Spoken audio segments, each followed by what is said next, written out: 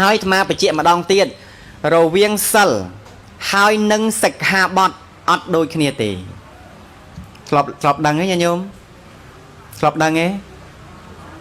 សិលហើយនឹងសិក្ខាបទមិនដូចគ្នាទេណាកុំច្រឡំណាតែច្រឡំសិលនិងសិក្ខាបទដូចតែគ្នាអត់ទេសិលបានដល់ទូនៃវិរតិចេតនា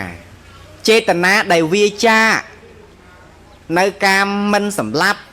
វាចាការមិនលួចវាចាការមិនរំលោភបំពានកូនអ្នកដតីវាចាការពលពាក្យកុហកវាចាការផឹកទឹកស្រវឹងឃើញទេអាចេតនាដែលវាចាមិនប្រព្រឹត្តនៅបញ្ចវរិយទាំង5នេះឯងឲ្យឈ្មោះថាសិលប៉ុន្តែសិក្ខាបទគឺបានដល់បញ្ញត្តិណាមួយដែលព្រះអង្គទ្រង់បានសម្ដែងបញ្ញត្តិមកបើនិយាយអំពីសិល5មានទី1ទី2ទី3ទី4ទី5សិល8 6 7 8អីចឹងទៅបូកគ្នាទៅអញ្ចឹងសិក្ខាបទទាំងអស់នឹងឯងគឺជាខឬក៏ជាលក្ខខណ្ឌដែលក្នុងយើងក្នុងនាមយើងជាអ្នករក្សាហ្នឹងគប្បីមើលនៅក្នុងសិក្ខាបទរបស់ខ្លួនដែលត្រូវរក្សាដែលជាហេតុនាំឲ្យកើតនៅវិរតិចេតនាគឺសិលតើទេញាតិញោមទាំងអស់គ្នាចេះតែតន់ហើយអាត្មាមួយមុខដូចដល់ហើយ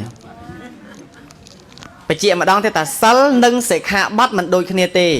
សិលបានដល់អី